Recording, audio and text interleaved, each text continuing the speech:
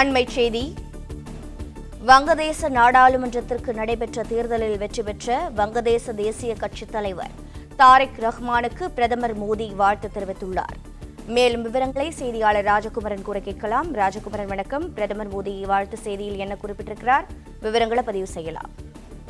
நமது நாட்டை ஒட்டி அமைந்திருக்கக்கூடிய வங்கதேசத்தினுடைய அரசியல் நிலவரம் என்பது இந்தியாவால் தொடர்ந்து உன்னிப்பாக கவனிக்கப்படும் என்பது அனைவரும் தெரிந்த ஒன்று. கடந்த 18 மாதங்களுக்கு முன்பாக ஷேக் ஹசீனா அவர்கள் தலைமையிலான ஆட்சி, அவாமி லீக் ஆட்சி வீழ்த்தப்பட்டு அதன் பிறகு 18 மாதங்களாக முகமது யூனுஸ் என்பவர் இடைக்கால பிரதமராக இருந்து வந்தார்.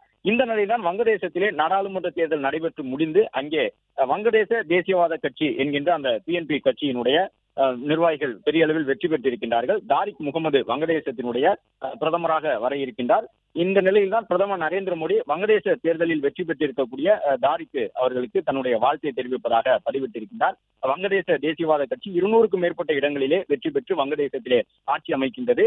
அதில் தாரிக் ரஹ்மான் வெற்றி பெற்றிருக்கின்றார். அவருக்கு தன்னுடைய வாழ்த்துக்களை பிரதமர் தெரிவித்திருக்கின்றார். வங்கதேச தேசியவாத கட்சிக்கு பெரும் போட்டியாக விளங்கிய ஜமாத்-இ இஸ்லாமி கட்சி படுதோல்வி அடைந்திருக்கின்றது என்ற செய்தியையும் பார்க்கின்றோம்.